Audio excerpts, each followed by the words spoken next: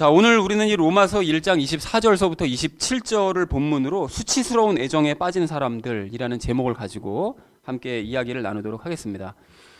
우리는 지난주에 로마서 말씀을 이제 본격적으로 시작하면서 불신자들의 첫 번째 특징을 살펴보았습니다. 불신자들이 아무리 지혜로워 보인다 할지라도 우리가 그 사람들의 겉모습만 보고서 그들에게 호감을 가지거나 또는 그들의 가르침을 따라서는 이제 안 된다라는 말씀을 드렸었는데요. 왜 그렇다고 말씀을 드렸는가 하면 그 사람들은 하나님을 거부하고 자기들 손으로 만든 우상을 자기들이 거기서 절하면서 섬기는 아주 어리석은 사람들이기 때문에 겉으로만 봐서 지혜로워 보인다고 해서 그 사람들의 가르침을 따라서는 안 되는 것이다. 그래서 불신자들이 그래서 이게 좀 곤란한 것이다 라는 말씀을 드렸습니다. 그래서 불신자들은 자신들의 상상력을 동원해서 우상을 만드는 그런 특징을 가지고 있다고, 그것이 첫 번째 특징이라고 그랬죠. 특징을 가지고 있다고 말씀을 드렸는데요. 그래서 우리는 그 불신자들뿐만이 아니라 사실은 교회에 다니고 있지만 사실은 믿음을 가지고 있지 않은 사람들, 그러니까 불신자들보다 더 위험한 잘못된 믿음을 가지고 있는 가짜 그리스도인들의 특징도 우리가 함께 묶어서 살펴보는 시간을 가졌습니다. 자, 그래서 불신자들이 가지고 있는 그 특징, 그 첫 번째 무엇이라고 그랬습니까? 하나님을 제멋대로 상상해서 우상을 만든다라는 것이 첫 번째 특징이라고 그랬는데요.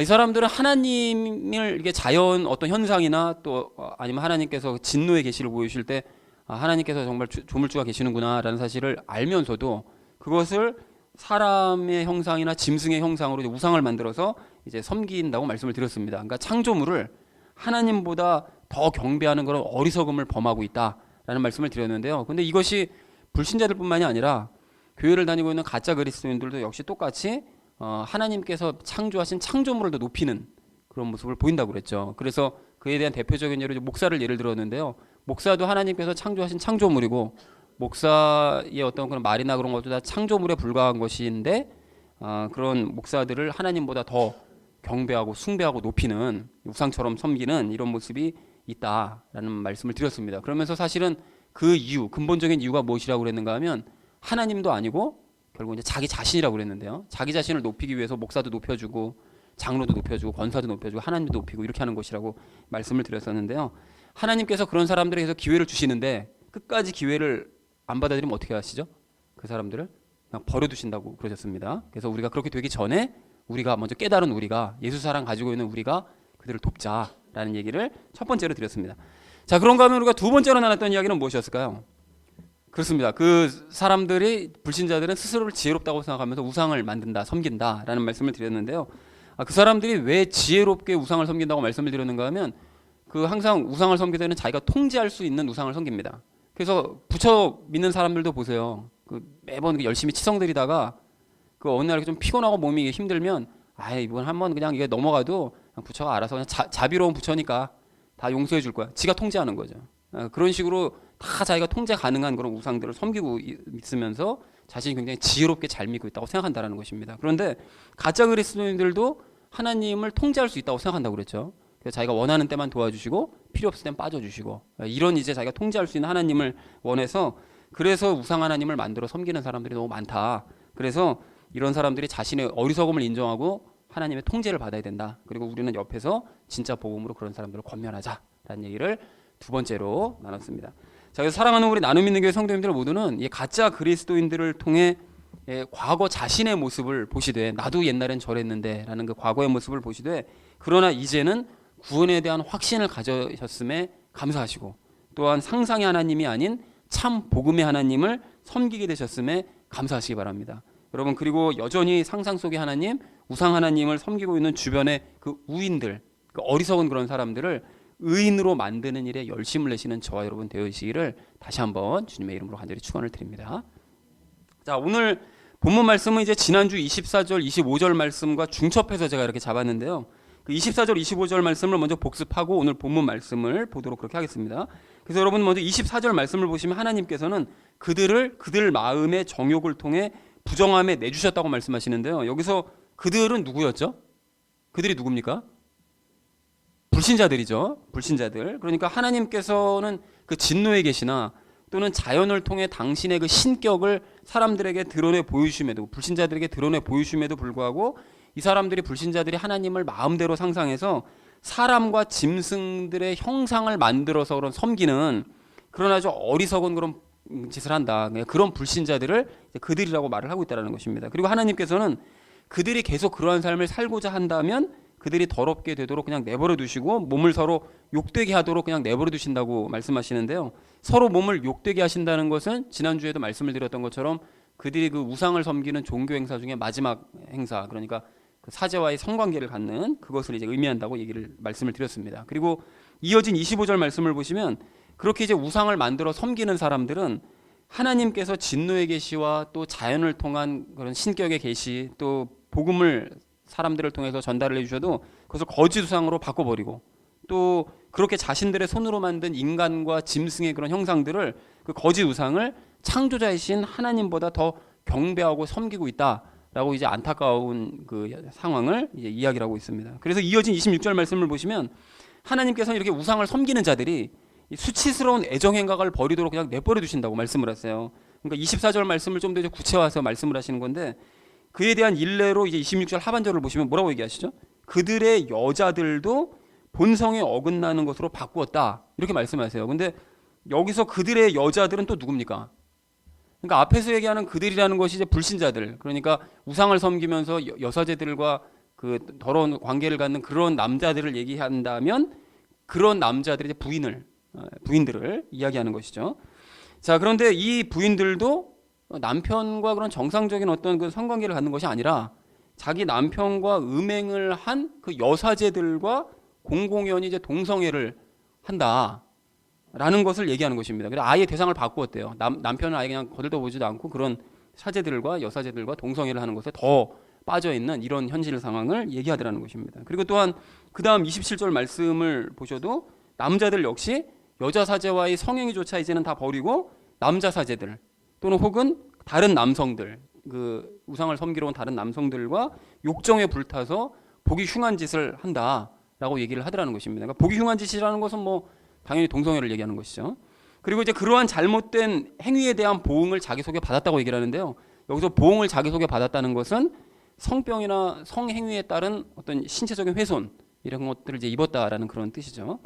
자, 그래서 불신자들이 성적으로 아주 타락해서 이러한 동성애를 공공연하게 자행을 해도 하나님께서는 그들을 계속 거부하는 그들을 그냥 내버려 두셨다라고 말씀을 하셨다는 것이 오늘 우리가 함께 나눌 본문 말씀 전체의 내용입니다. 여러분, 우리가 지난주에 살펴본 그 불신자들의 첫 번째 특징이 무엇이라고 그랬는가 하면 상상으로 자신의 지혜로 이제 우상을 만들어 섬기는 것이 이제 불신자들의 이제 첫 번째 특징이라고 말씀을 드렸는가 하면, 이제 오늘 우리가 나눌 불신자들의 두 번째 특징은 성적인 타락입니다. 그러니까 불신자들은 뭐 다 그렇다는 건 아닌데요. 안 그런 분들도 많죠. 고귀하게 살아가는 분들도 많습니다. 그렇지만 불신자들이 이제 많은 경우에 부적절한 그런 성행위에 대해서 무감각해요. 뭐 그럴 수도 있지.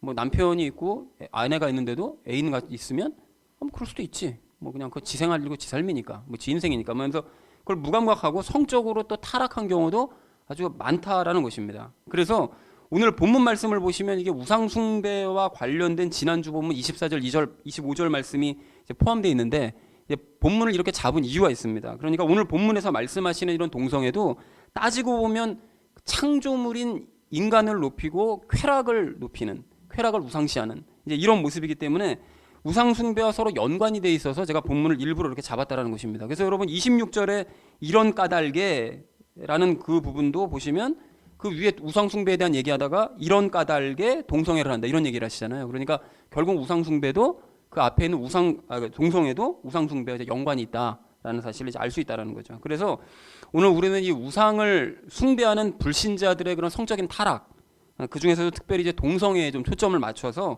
좀 이야기를 나누려고 하는데요.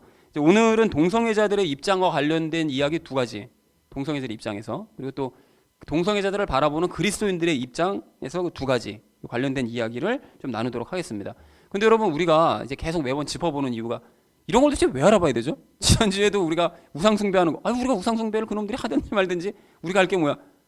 알아야죠. 알아야 그 사람들이 어떤 모습을 가지고 있는지 알아야 그들을 도울 수 있으니까 우리가 알아봤던 것처럼 마찬가지입니다. 성적으로 타락한 사람들과 또한 그 사람들을 대하는 그리스도인들을 왜 우리가 알아봐야 되는가 하면, 그리스도인들도 알아봐야 됩니다. 왜 알아봐야 되는가 하면 상대를 알고 우리를 안 이후에 우리 주변에 혹시 있을지 모르는 그런 사람들을 도와주기 위해서, 성경적으로 도와주기 위해서 우리가 이거를 이렇게 배우고 알아가는 것입니다.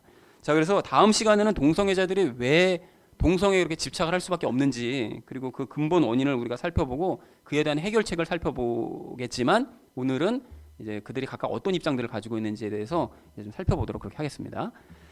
자, 그래서 먼저 동성애자들의 입장에서 그들의 주장 좀 두 가지를 함께 좀 이야기를 나눠보려고 하는데요. 그 첫 번째는 그 동성애자들이 자주 그리고 대표적으로 주장하는 바가 뭔가 하면 자신들의 인권 문제입니다.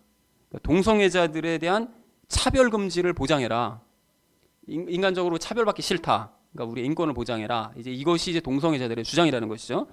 그래서 가령 그 동성 간의 결혼을 인정해줘라. 아니, 인정뿐만이 아니라 이것을 아예 그냥 법제화해달라라고 이제 주장을 합니다. 그리고 남성 군인들 간의 성행위 금지시킨 것도 그 법이 그렇게 됐잖아요. 그래서 그 군법에서 그래서 처벌을 했는데, 남성 군인 간의 성적인 행위도 금지도 이건 차별이니까 그것도 역시 관련 법을 폐지해달라. 그것이 우리의 인권을 지키는 일이다라고 이제 그 사람들이 이제 주장하는 것이 그들의 주장의 이제 대표적인 예라고 할 수가 있습니다. 자, 그런데 저는 개인적으로 이러한 동성애자들의 주장이 좀 과도하다고 생각합니다. 동성 결혼을 하고 싶으면, 자기들이 그렇게 하고 싶으면, 본인들이 하고 싶으면 법제화 뭐 운운하지 말고 그냥 살면 돼요. 그러니까 동성 결혼이 법제화가 되지 않아서 이제 그에 따르는 뭐 권리를 자기네들이 혹시 누리지 못하는 부분이 있다 할지라도, 그러한 현실 상황을 불평할 것이 아니라 그냥 본인들이 좋으면 그냥 동거하면서 조용히 살라는 것입니다. 그 뭐 법제화 운운하면서 길거리 나와서 막 시위하고 막 피켓 들고 그렇게 하지 말고, 좋으면 좋은 사람들끼리 그냥 조용히 살면 된다라는 거예요. 사실 이게 사회제도라는 것이 좀 불완전하기 때문에, 완전하지 않잖아요. 불완전하기 때문에 허점들이 많습니다. 그래서 구성원들, 사회 구성원들 모두가 다 자기 권리 다 누리고 다 보장받고 사느냐, 전혀 그렇지 않거든요. 우리도 마땅히 누려야 될 권리를 누리지 못하는 경우도 많습니다. 그럼에도 불구하고 우리가 나가서 피켓을 들고지 않는 것은 바보라서 가만히 있는 것이 아닌 거예요. 그리고 왜 사회에서도 노인분들이나 장애인분들은 좀 나오시는 것 같긴 한데, 장애인분들이나 심지어는 우리가 미처 그 눈에 띄지 않았던 독립운동가들, 뭐 이런 분들도 즉이 소수에 해당되는데, 이런 분들이 마땅히 누려야 될 권리를 제대로 누리지 못하시는 경우가 참 많거든요. 권리는커녕 도리어 그 안 좋은 그런 아주 그 핍박까지 받는 이런 경우가 참 많다라는 것입니다. 그러니까 제가 이런 말씀을 드리는 건, 그러니까 뭐 닥치고 살아라 뭐 이런 것을 의미하는 것이 아니고요. 그런 분들도 계신다는 것을 인지하라는 것입니다. 자, 그러니까 자신들의 권리를 무작정 보장받으려고 하지 말고, 동성애에 대한 사회적 전반적 인식이 아직 부정적이잖아요. 그럼 그것을 자신들이 고려하고 법제화가 진행되는 시간에 그냥 맡기고 그냥 따르라는 거예요. 자꾸 세상을 썩이 아니라, 사실 성경에서는 죄라고 말씀하시는데 그걸 자꾸 뒤집어 엎으려고 자꾸 하지 말고 따르라는 거죠. 그러니까 진짜 돌봐야 될 소외계층에 속한 사람들도 인내하고 참는데, 그러니까 동성애자들을 찬성하는 사람들, 도와주는 그런 사회 단체들도 저 그런 독립운동가들이나 이런 사람들에 더 좀 이렇게 관심을 좀 가졌으면 좋겠어요. 그런 사람들의 권익을 얘기하기 전에 좀 더 소외받는 사람들은 없는가? 그리고 동성에서 탈동성애한 사람들이 더 소수인데 그 사람들을 어떻게 보호할 방법은 없는가? 이런 것에 좀 더 신경을 좀 썼으면 좋겠다라는 것입니다. 그리고 또 다른 예로요. 가령 소아성애자들 있잖아요. 그 말도 안 되는 그 인간들 있잖아요. 그 어린 여자애들을 성적으로 막 좋아하고 이러는 인간들이 있단 말이죠. 근데 그런 소아성애자들을 가지고, 소아성애를 가지고 있는 사람들이 자신들도 성소수자에 속한다. 이거 우리 취향이다 이거. 그 동성들도 그러는 거 아닙니까? 이거 우리 취향이다 이거. 이거 우리가 이거 좋아하는 거다 이건. 그러니까 우리도 소수자다. 그러면서 이 소아성애자들도 매년 길거리 나와가지고 막 피켓 들고 막 시위하면서 어린아이하고 미성년자하고도 결혼할 수 있다고 허용해달라고, 법제해달라고. 만약에 이런다면, 그러면 그런 사람들의 권리도 그 인권이라고 그걸 보장을 해줘야 됩니까? 그래야 되나요? 제가 이게 동성애하고 그거를 막 일반화시키고 있는 거예요. 제가 머리가 좀 나빠서 그걸 일반화시키고 있는 거라신지 잘 모르겠습니다. 근데 전 전혀 그렇게 생각하지 않습니다. 그리고 또 좀 심각한, 더 심한 예지만 일부 다처제는 어떻습니까? 뭐 한 남자가 나는 한 명 가지고 난 못한다면 10명 정도 여자는 나는 데리고 살아야 이게 난 성적으로 이게 만족하는 사람이다. 그러니까 이걸 법제해달라 이렇게 하면, 아니면 반대로 일처 다부제는 어때요? 한 여자가 막 한 10명 남자 데리고 살아야 되겠다. 막 그러면 나 피켓 들고 법제해야 돼. 이거 인권이라고 다 받아줘야 됩니까 이거를? 자, 그래서 이 동성애자들이 이런 식으로 자신들의 권리를 함부로 주장할 것이 다른 사람들의 여러 가지 상황도 지켜봐야 된다는 것입니다. 그리고 또 동성애자들이 남성 군인들 간의 성행위 인정해달라고 막 주장을 하는데 대다수의 이성애자들인 남성 군인들은 부대 내에서 성행위 하지 못하고 생활을 해요. 그런데 그런 상황 중에 동성 간의 성행위 인정해달라고 동성 군인 간의 성행위 인정해달라고 그러면 자신들은 대다수의 남성 군인들이 누리지 못하는 특혜를 자기들만 누리겠다는 거예요, 뭐예요? 그잖아요. 그러니까 이게 역차별이 될 수 있는 거 아닙니까, 이게? 자, 그러니까 그들의 주장에는 분명히 과도한 면이 있습니다. 그러니까 도를 넘지 말라는 거예요. 자꾸 사회적으로 자꾸 도를 넘지 말라는 거예요. 모든 목사들이 그렇게 생각하지는 않겠지만 저는 인간으로서 그들은 존중합니다. 또 그들의 선택도 존중해요. 그러니까 제가 동성애를 찬성한다는 뜻이 아니에요. 전 동성애 반대자입니다. 그런데 아마 하나님께서도 그들의 선택을 존중하실 거예요. 이게 뭔 소리냐고요? 그 선택을 존중하시니까 그냥 내버려 두시는 거 아닙니까? 끝까지 그렇게 하겠다고? 어쩔 수 없지 뭐 그럼 그렇게 살아. 이렇게 하시는 거 아닙니까? 그러니까 심지어는 사람들이 하나님을 끝끝내 거부하고 지옥으로 가겠다고 고집을 하면 하나님께서는 정말로 마음은 아프시지만 그들의 그런 선택도 존중을 하신다는 거예요. 너가 끝까지 내가 그렇게 싫으니? 나를 믿고 천국 가는 게 그렇게 싫어? 그게 지옥 가야만 하겠어? 그럼 어쩔 수 없다 가라. 이렇게 하시는 분이 하나님이시라는 거예요. 자, 그러므로 그들의 선택을 존중할 테니 동성애자들은 권리를 넘어서 사회의 역차별을 불러올 수 있는 주장은 좀 하지 좀 않았으면 좋겠다는 것이 좀 제 개인의 의견입니다. 저는 그들이 상황을 좀 거꾸로 생각해 봤으면 좋겠는데요. 자꾸 극단적인 예를 들어서 죄송하지만 그 소아성애자들이 자신의 인권을 주장하는 것을 넘어서 자신들의 성적인 취향과 가치관을 막 사회 구성원들이 다 너희가 받아들여야 된다. 이런 것도 너희가 다 받아들일 줄 알아야 된다라고 강요를 한다면 그 용납할 수 있겠습니까? 아마 이게 동성애자들 중에서도 그건 또 용납하지 못하는 사람들이 분명히 있을 거예요. 어떻게 어린 여자애들한테 그럴 수가 있냐라고 반대하는 자들이 분명히 있을 거거든요. 그러니까 그런 생각을 막 강요할 수 없는 거라는 것이죠. 근데 동성애자들이 모두가 다 그러는 건 아니지만 그들이 정도를 넘어서 자신들의 그런 주장을 강요하는 경우가 종종 생기는 것 같아서 제가 이런 말씀을 드리는 것입니다. 그 얼마 전에 그 영국 북아일랜드의 한 빵집에 그 동성애 인권 운동가가 찾아와서 그 케이크에 자기네가 그 운동하는 게 있는데 거기에 그 쓸 요량으로 케이크에 게이 결혼 지지라는 문구를 장식해달라고 요청을 했대요. 근데 이 빵집 주인이 나 이건 나 종교적 신념에 어긋난다, 못하겠다, 딴 데 가서 알아봐라, 이제 이렇게 해서 거절을 했답니다. 그래서 이 동성애 인권 운동가가 어떻게 했는가 하면 그 빵집 주인 고소했어요. 그래가지고 1심 판결에서 75만 원 배상해라 판결 나오고 2심 판결에서는 항소심 재판부에서도 똑같은 결론을 냈습니다. 75만 원 배상해라. 너가 인권 무시했다. 뭐 이런 식으로 나온 거예요. 근데 대법에서는 대법관 5명 전원 일치로 빵집 주인의 손을 들어줬다고 합니다. 그 누구도 자신의 신념과 다른 정치적 의견을 갖거나 표현하도록 강요받아서는 안 된다라는 것이 판결의 요지였어요. 그러니까 즉 동성애자들이 동성애를 반대하는 사람들한테 찾아가서 네가 뭔데 동성애 결혼을 반대해? 네가 뭔데? 너도 동성애 결혼 지지해야 돼. 라고 자기 주장을 강요할 권리는 없다는 거예요.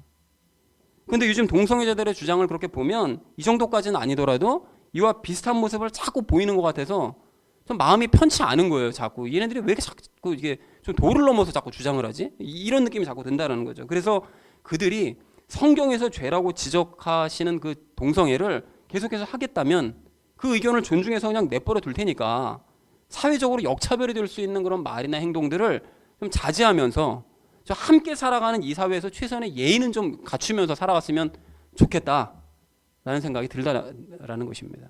사랑하는 우리 나눔 있는 교회 성도님들 모두는 이런 사람들의 예를 보시면서 이제 우리 무슨 교훈을 얻어야 될까요? 자신의 생각과 신념을 다른 사람들에게 함부로 강요하지는 마시기 바랍니다, 여러분. 이것이 복음이라 할지라도 우리는 상대를 불쌍히 여기면서 기도하고 권면하면서 복음으로 설득을 해야 될 사람들인 것이지 복음을 막 강요해서는 안 된다는 사실을 분명히 기억해야 된다는 것이죠. 과거 그 카톨릭이 그 복음을 막 강요했잖아요. 칼들이 되고 막 총들이 되고 복음 안 받을 거면 죽어 막 해가지고 막 온갖 짬뽕 된 거 아닙니까? 종교가 세계사를 완전 엉망으로 만들어놨죠. 그래서 복음의 그 어떤 복음도 물론 마찬가지고 복음의 어떤 자기의 의견이라 할지라도 상대방에게 피해를 주면서까지 자신의 의견을 강요하는 성도님 되지 않으시기를 주님의 이름으로 간절히 축원을 드립니다. 자, 그런가 하면 동성애자들의 입장에서 우리가 두 번째로 좀 생각해 볼 문제가 있는데요. 동성애자들 중에 하나님을 믿는 사람들이 있어요. 사실은 믿는 것이 아니라 이제 아는 거죠. 공통된 믿음이 사실 없어요. 있다면 그런 행동이 자연적으로 끊어져야 되는데 여전히 하고 있다는 것은 그게 끊어지지 않는 상황이라는 것을 이제 제대로 믿지 않는다는 얘기가 될 수 있다는 거죠. 그래서 가령 어렸을 때부터 하나님 믿다가, 그러니까 본인은 믿는다고 생각한 거죠. 믿다가 동성애자가 됐거나 혹은 동성애자인 상태에서 하나님을 이제 새롭게 믿게 되었거나 하는 이런 경우의 사람들인데요. 이런 사람들 중에 이제 어떤 사람들은 심한 죄책감에 시달려요. 내가 이제 성경에서 그런 동성애를 반대하는데 내가 그런 동성애를 계속 하면서 살아가도 되나, 이거에 대한 이제 죄책감에 시달리면서 신앙생활을 하는데, 그러한 죄책감에서 벗어나고 싶은 사람들 중에 이제 어떤 사람들이 어떤 주장을 하는가 하면 하나님께서 자신을 동성을 좋아하도록 창조하셨다라고 주장합니다. 심지어 자신을 동성애자로 창조하신 하나님을 찬양한다고 말하는 사람을 본 적도 있어요. 나를 동성애자로 창조하신 하나님을 찬양한다. 그리고 또 어떤 남자들은 태어날 때부터 나 자신이 여자라고 생각하면서 나는 자라왔다라고 주장하는 사람들도 있고요.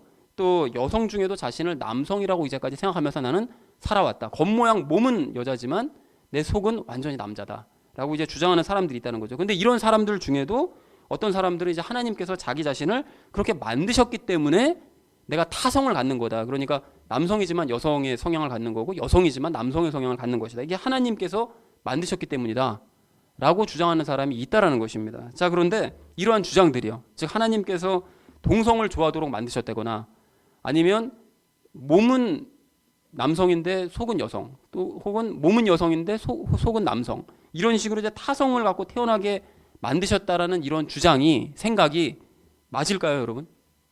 정말 미안하지만 절대로 그렇지 않습니다. 하나님께서는 사람을 만드실 때 동성을 좋아하도록 만드시지 않으셨어요.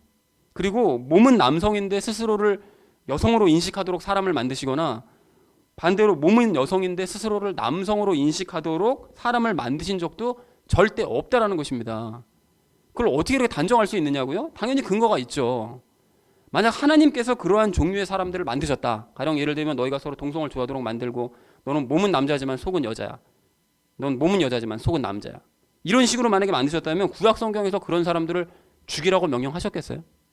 당신이 이렇게 만들어 놓고, 사랑하는 자를 이렇게 만들어 놓고 죽여, 쓸모없는 놈이야 이거, 이렇게 하셨겠느냐고요.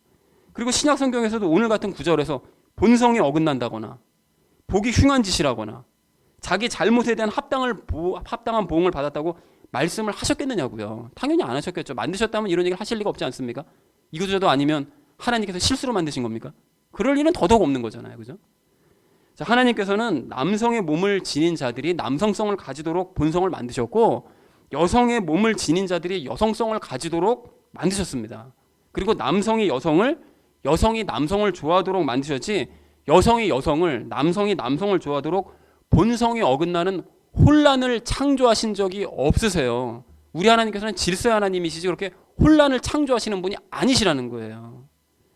동성애자들은 그들의 성장 과정 중에 그게 어떤 이유인지는 뭐 서로 이유가 다 틀리겠죠. 근데 이유는 다 다르겠지만 그들 안에 죄로 말미암아 자기 자신에게 혼란을 허용한 것이지 하나님께서 그들을 혼란스럽게 만드신 것이 아니라는 것입니다. 그래서 우리 모두가 반드시 알아야 될, 우리가 아주 분명한 사실은 동성애는 세상을 창조하신 하나님의 뜻과는 반대되는 행위라는 거예요. 분명히 반대되는 행위입니다. 왜 그럼 이런 또 이 반박을 하는 분들이 계세요. 동물들 중에도 동성애 하는 것들이 있거든요. 뭐 이렇게 얘기를 해요. 그럼 뭐 그런 것들은 뭐 지네가 뭐 그렇게 뭐 의식이 있고 뭐 저거 해가지고 하는 건가? 뭐 이런 사람들이 있는데 그것도 당연히 타락의 결과입니다. 우리 로마서 말씀 우리가 앞으로 나누겠지만 아담이 선악과를 먹음으로 말미암아 죄가 세상에 들어오고 그래서 세상 모든 것들이 다 타락된 거예요. 그래서 땅도 원래 내지 말아야 될 엉겅퀴나 가시덤불 같은 게 막 나오기 시작한 거예요. 그전에 없었어요, 그런 게. 그리고 동물들도 변질된 거죠. 그전에는 전 모기가 그전에는 피 빨았다고 생각하지 않습니다. 성경에 안 나와 있는데 다 과일즙 빨아먹고 살다가 인간들이 하나님께 불순종하니까 짐승들도 하나님께 불순종하기 시작한 거예요. 그래서 피 빨기 시작하고 인간들 괴롭히기 막 시작한 거죠. 그러다 보니까 너희들도 한번 봐라, 이것이 정말 과연 똑바른 모습인가라는 것을 동물을 통해서 인간에게 깨우침을 있게 하기 위한 그런 모습으로 나타난 현상인 것이지, 죄로 말미암는 현상인 것이지 그것들이 일부러 그런 것이 아니라니까요. 자, 그러니까 이렇게 하나님을 오해하는 주장들이 자꾸 나오는 이유 역시 지난주에도 제가 말씀을 드렸던 것처럼 자기가 중심이 돼서 하나님과 말씀을 자기 멋대로 상상하기 때문에 벌어지는 일들인 거예요, 결국은. 그러니까 즉 동성애적 성향에서 내가 벗어나기 위해서 하나님을 믿으면, 내가 말씀을 제대로 받아들이면, 복음을 제대로 받아들이면 이런 동성애적 성향에서 어떻게 이제 벗어날 수 있지 않을까, 이것을 고민하고 바르게 알려고는 하지 않고 그 상태는 그냥 그대로 두는 상태에서 자신의 성향을 하나님과 결부시켜서 설명을 하려고 하니까 이건 하나님께서 나를 이렇게 만드셨기 때문에 이렇게 되는 거구나. 그냥 이런 식으로 자기 멋대로 상상을 할 수밖에 없게 된다는 것입니다. 그러니까 결국은 책임도 전가하는 거예요. 이게 이렇게 된 건 내 뜻이 아니라 하나님께서 이렇게 만드셨으니까 이거 하나님 잘못이라는 거죠. 그래서 결국 성경 말씀도 모르고 또한 알아도 아주 지극히 일부 조금 아는 지식을 가지고서 자기 소견에 유익한 대로 다 해석을 해버리니까 이런 결과가 나타난다는 것입니다. 그러니까 다시 한번 말씀드리지만 하나님께서는 본성에 어긋나도록 사람을 창조하지 않으셨습니다. 사랑하는 우리 나눔 있는 교회 성도님들 모두는 비록 동성애가 아닐지라 할지라도 자신이 가지고 있는 잘못된 생각 등이 있으면 여러분 이것을 버리지 않고서 도리어 내 자신의 이런 생각이 맞아라는 것을 고수하시면서 그것을 막 발전시키고 심지어는 하나님과 결부시켜서 엉뚱한 결론을 내리시는 그런 일들 하지 마시기를 바랍니다. 여러분 그것이 바로 우상 하나님을 만든 행위이기 때문에 그러는 거예요. 그래서 자신의 생각과 주장에 말씀을 끼워 맞추려고 할 것이 아니라 늘 말씀 앞에 자신의 생각을 무너뜨리는 자세를 가지시는 귀한 성도님들 되시기를 주님의 이름으로 간절히 축원을 드립니다. 자, 그런가 하면 이번에는 동성애에 대한 기독교인의 입장 두 가지에 대해서 좀 이야기를 나누려고 하는데요. 이 첫 번째 입장, 그 동성애자들을 바라보는 기독교인들의 첫 번째 입장이 무엇인가 하면 기독교인 중에 동성애를 찬성한다고 하는 사람들이 있어요. 그래서 이 사람들은 동성애자들의 주장을 적극적으로 우리가 들어주고 받아줘야 된다. 같이 이제 사회운동 막 하고 이러는 그런 기독교인들도 있거든요. 이런 사람들이 있다는 것입니다. 근데 이런 사람들은 제가 아까 전에 말씀드렸던 것처럼 그들의 선택을 존중한다라고 얘기하는 그 주장과는 전혀 다른 겁니다. 그건 지네들이 하고 싶은 대로 하니까 그냥 내버려두는 이런 것이었지만 이 사람들은 동성애를 적극적으로 지지하는 사람들인 거예요. 그렇게 된다. 하나님의 뜻이다. 동성애도. 그것도 하나님께서 만드셨기 때문에 그렇게 되는 것이기 때문에 어쩔 수 없는 거다. 막 하면서 돕는 사람들이 있다는 거예요. 자, 그런데 이런 사람들도 역시 하나님을 모르고 성경을 몰라서 착각하고 있는 것입니다. 여러분 동성애는 하나님께서 분명히 반대하시는 죄가 맞아요. 그런데 본인은 그리스도인이면서 하나님께서 그렇게 반대하시는 죄를 막 지지한다고 얘기하거든요. 그러면 그런 사람이 무슨 그리스도인이겠어요. 그리스도인은 하나님과 뜻을 달리하는 그리스도인은 그리스도인이 아닙니다. 어떻게 내가 그리스도인인데 예수님과 하나 된 그리스도와 사람이 하나 된 그리스도인인데 어떻게 하나님의 뜻과는 정반대되는 생활을 하면서 삶을 살면서 또 그걸 지지하면서 하나님을 섬긴다고 그리스도인이라고 말을 할 수가 있겠느냐고요. 여러분 오늘 26절 말씀을 좀 다시 한번 좀 보십시오. 26절 말씀을 보시면 이런 까닭에라고 시작을 하잖아요. 근데 이런 까닭이라는 것은 바로 그 위의 내용 뭡니까? 우상 숭배를 한 까닭에라는 그런 뜻입니다. 그러니까 동성애도 결국 우상 숭배의 결과요. 우상 숭배와 긴밀히 연결되어 있는 행위라는 거예요. 그런데 그런 우상 숭배를 하나님께서 기뻐하시겠어요? 기뻐하시니까 너희는 앞으로 그런 우상 숭배 열심히 하는 그런 동성애자들 많이 도와줘? 이렇게 하시겠느냐고요. 말도 안 되는 얘기 아닙니까? 또 26절 말씀을 또 보시면 하나님께서는 분명히 동성애를 수치스러운 애정이라고 표현하시고 본성에 어긋나는 행위라고 표현하시고 또 27절에서는 보기 흉한 짓이라고 표현하시고 심지어는 동성애가 자기 자신의 잘못이라고 말씀하신 이후에 그에 대한 합당한 보응을 받게 된다라고까지 말씀을 하시더라는 거예요. 그래서 하나님께서는 동성애를 계속 하는 자들이 그런 짓을 계속해서 고집한다면 그냥 그렇게 살도록 내버려 두신다 라고까지 말씀을 하시더라는 것입니다. 그게 하나님의 뜻이 아니라는 거예요. 그러니까 그리스도인들은 동성애를 지지할 것이 아니라 반대로 동성애자들이 스스로의 잘못을 깨닫게 해주고 거기로부터 빠져나오도록 도와야 되는 것이 그리스도인으로서 마땅히 해야 되는 일인 줄로 그렇게 믿습니다. 사랑하는 우리 나눔 있는 교회 성도님들 모두는 삶의 모든 기준을 말씀으로 잡으시기 바랍니다. 여러분 우리가 사랑한다고 고백하는 그런 하나님께서 동성애는 본성에 어긋난 행위요 죄다라고 말씀하셨으면 그 말씀이 맞는 거예요. 그렇잖아요. 내가 맨날 하나님 사랑해요. 뭐 하나님 믿어요라고 고백해놓고 하나님께서 이렇게 말씀하시면 그건 하나님 뜻이 틀린 것 같아요. 저는 이 생각이 맞는 것 같아요. 이건 하나님 사랑하는 사람이 아니죠. 하나님 믿는 사람의 태도가 아닌 것입니다. 우리를 사랑하시기 때문에 당연히 동성애에 반대하셨다면 그것이 맞는 줄로 믿고 따르는 것이 우리의 태도인 줄로 그렇게 믿습니다. 자, 그렇다면 내 추측과 상상과 세상의 어설픈 그런 지식 또 어설픈 그런 어떤 가치관 그런 주장들 그런 것에 따를 생각을 하지 말고 오직 하나님의 말씀만 따라가는 우리 모두가 되어주시기를 주님의 이름으로 간절히 축원을 드립니다. 자, 그런가 하면 동성애에 대한 그리스도인의 또 다른 입장, 이제 마지막 그 입장은 동성애에 대해서 지나칠 정도로 반대하는 사람들입니다. 대표적인 예가 그 퀴어 축제 매년 하잖아요. 그러면 이제 맞불 집회하러 나가는 그 기독교인들이 있거든요. 그 그리스도인들이 있는데 그런 분들께 제가 말씀드리고 싶은 것이 있어요. 뭐 당연히 이 말씀 안 듣겠죠. 들을 수도 없고요. 근데 어쨌든 드리고 싶은 말이 있는데, 그런 축제에 참가하는 동성애자들 있잖아요. 근데 그 사람들은 어쩌면 하나님께서 내버려 두신 결과일 수 있다는 거예요. 계속 그렇게 살 거야? 살아. 내버려 두신 결과일 수 있다는 거예요. 그러면 하나님께서 내버려 두신 사람들을 가서 맞불 집회한다고 돌릴 수 있겠습니까? 안 된다니까요. 그러니까 그 사람들이 스스로가 자기 자신의 그 잘못된 모습을 깨닫고 돌이키지 않는 이상 방법이 없는 것이기 때문에 아무리 나가서 맞불 집회해봤자 소용이 없으므로 맞불 집회에 나가는 그런 집단 행동 할 필요가 없다라는 것입니다. 그러니까 굳이 퀴어 축제 현장에 나가고 싶다면 가서 집회를 할 생각하지 말고 복음을 전해야 돼요. 복음을.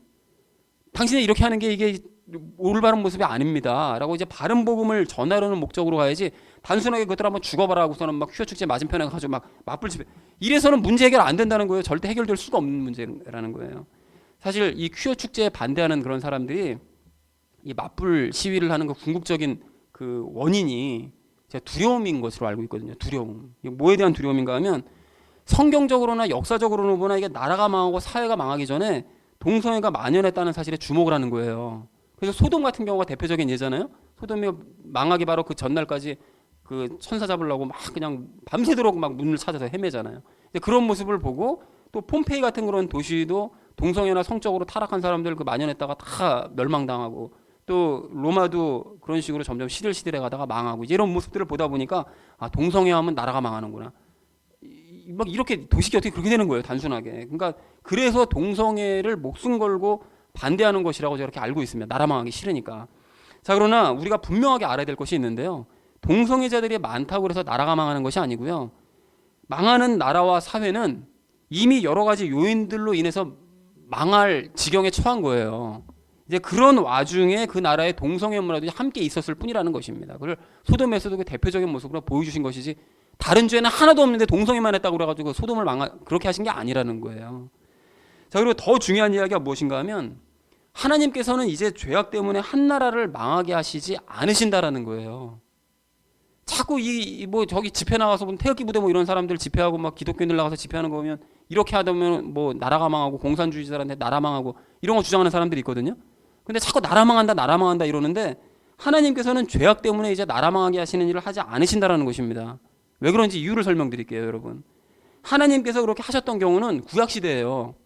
구약시대에는 죄 문제가 아직 해결이 안 된 상태잖아요. 모든 사람들이 죄를 안고 있는 상태였기 때문에, 그런 시대적 상황에서 끝끝내 하나님을 거부하고 죄만 붙드는 그런 타락한 삶을 살면 그 나라 자체를 망하게 만들고 흩어버리심으로써 우리가 선을 추구하며 살아야 된다는 것을 징계 성격으로 보여주셨던 거예요. 그래서 그 대표적인 예로 가나안이 이스라엘에 의해서 쫄딱 망하고, 이스라엘이 바벨론에 의해서 쫄딱 망하고, 또 아수르도 북이스라엘을 망하게 했었지만 아수르 자신들도 쫄딱 망하고 했던 이유가 모두가 다 죄 때문에, 죄가 만연한 그런 상태에서 결국 하나님께서 나라를 망하게 하심으로 충격을 주게 하시기 위해서 하셨던 것이었는데, 그러나 이제는 신약시대 이후로는 복음을 받아들여서 죄의 문제를 해결받은 이 당신의 백성들이 흩어져 살잖아요. 의인이 10명만 있어도 나라가 안 망한다면서요. 예수 그리스도를 진심으로 믿는 자가 이 땅에 10명도 없겠어요? 예수님과 연합한 자가 10명도 없습니까? 그렇게 예수님과 연합한 사람들, 복음을 받아들여서 죄 문제를 해결받은 사람들이 흩어져 살고 있기 때문에 망하게 하실 수가 없는 거예요. 그리고 또한 그런 이 그리스도인들이 속한 진짜 나라는 한국과 중국과 미국처럼 눈에 보이는 이 땅의 나라가 아니라 어떤 나라입니까? 하나님의 나라에 지금 살고 있는 것이기 때문에 죄 때문에 그 나라 전체를 망하게 하시는 일은 이제 불가능하다라는 거예요. 하나님 나라를 망하게 하겠어요? 그들이 속한 나라? 그럴 수는 없는 거잖아요. 그러니까 그 사람들이 몇 명 흩어져 있고, 또 우리 의인들이 있기 때문에 그 나라 자체를 망하게 하는 일은, 그 죄인들 때문에 나라 자체를 망하게 하는 일은 이제 더 이상 불가능한 일이 되었다라는 것입니다. 복음 때문에, 예수님과 하나됨 때문에. 각 사람은 자신이 지은 죄로 망할 뿐인 거예요. 그러니까 하나님의 뜻을 받아들이지 않고 끝끝내 동성애를 고집하는 사람들은 그들의 죄로 말미암아 그 사람들만 망하는 것이지, 그들 때문에 나라 전체가 망할 일은 없으니까, 혹시라도 이런 이유 때문에 맞불 집회 열심히 나가시는 분들이 계신다면 더 이상 헛걸음질할 필요 없다는 사실을 이 자리를 빌어서 말씀드리지만 소용은 없겠죠. 어쨌든 말씀을 드립니다. 자, 그리고 또한 이렇게 자꾸 반대하는 시위를 하다 보니까 동성애자들이 자신이 이제 위협을 받는다고 자꾸 생각을 해서 더 다양한 방법으로 축제 규모를 넓혀요. 전국적으로 대구에서도 하고 뭐 부산에서도 하고 막 이렇게 한단 말이죠. 이제 그렇게 되면 도리어 그들을 더 도와주는 꼴밖에 되지 않기 때문에 더더욱 시인하지 않는 것이 이제 좋을 것 같다라는 것이 의견입니다. 사랑하는 우리 나눔 있는 교회 성도님들 모두는 구약 시대의 나라들과 신약 시대 이후에 하나님의 나라를 헷갈리지 않으시기를 소망합니다. 우리는 육신적으로 대한민국에 속해 있지만 궁극적인 우리나라는 어디입니까? 하늘나라입니다. 궁극적인 우리나라는 하늘나라예요. 대한민국이 아니라 하늘나라 해야 되나? 뭔가 뭐 그런 식으로 우리가 하늘나라에 속해 있는 사람이라는 거예요. 그래서 이 사실을 분명히 기억하셔서 좀 더 넓은 시각으로 상황과 세상을 바라보시고 잘못된 길로 가는 사람들을 바른 길로 인도하는 저와 여러분 되어주시기를 주님의 이름으로 간절히 축원을 드립니다. 자, 이제 한 가지 얘기만 더 하고 말씀을 마치려고 하는데요. 이 동성애와 관련돼서 우리 그리스도인들이 좀 주의하고 꼭 기억해야 될 것이 있습니다. 여러분 스스로의 모습을 돌아봐야 된다는 거예요. 사실은 이 얘기를 과거에도 제가 말씀을 드렸었는데 제가 이 말씀을 또 드리는 이유는 로마서 말씀을 나누면서는 과거에 말씀드렸던 개념들을 다시 종종 제가 말씀드리는 이유는 이 개념을 확실히 마음 가운데 정리하고 마음에 담으시라는 의미로 말씀을 드리는 것입니다. 그러니까 중요한 말씀이니까 말씀을 들으시고 마음에 담으시기를 소망을 합니다. 여러분 우리가 과거에 살펴봤었던 거 고린도전서 6장 9절서부터 10절 말씀을 보시면 하나님 나라에 들어가지 못하는 사람들이 바로 이런 사람들이다라는 사실을 열거를 하세요. 그래서 제가 한번 다시 읽어드릴 테니까 여러분 한번 들어보시고 기억 한번 해보십시오. 불의한 자가 하나님의 왕국을 상속받지 못할 줄을 너희가 알지 못하느냐? 속지 말라.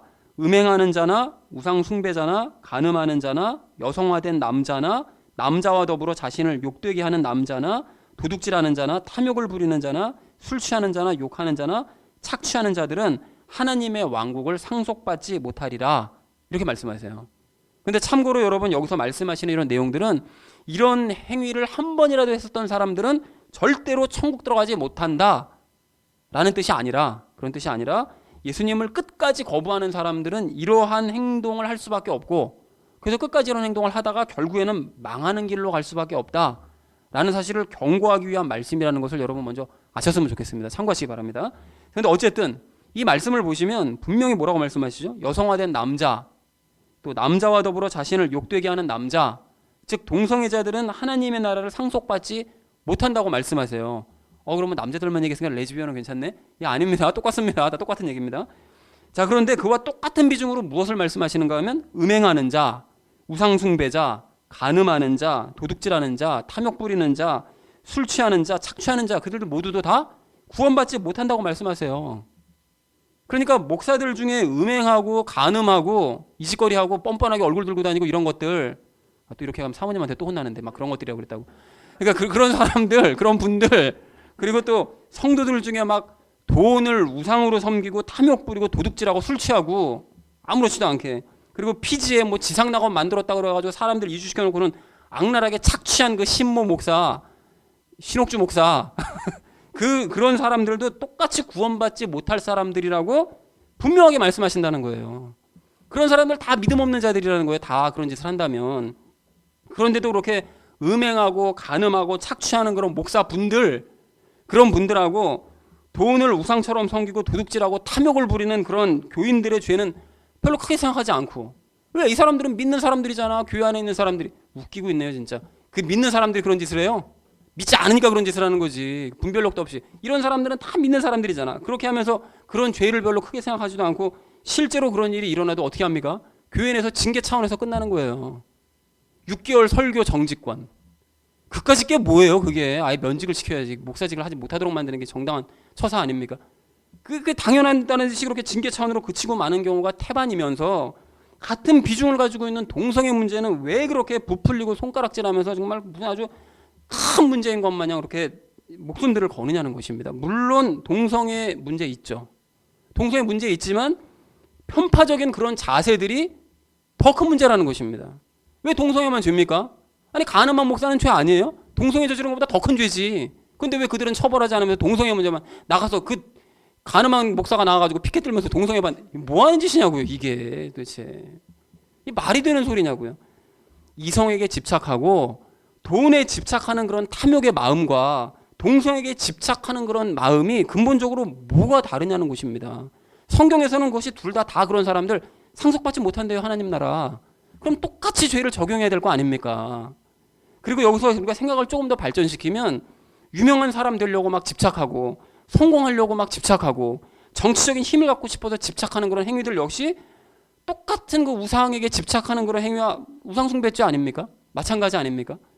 하나님의 다른 것에 더 집착하고 그것을 더 사랑한다면 그러한 행태들이 근본적인 의미에서 동성애자들의 그런 집착의 모습과 무엇이 다르냐는 것입니다.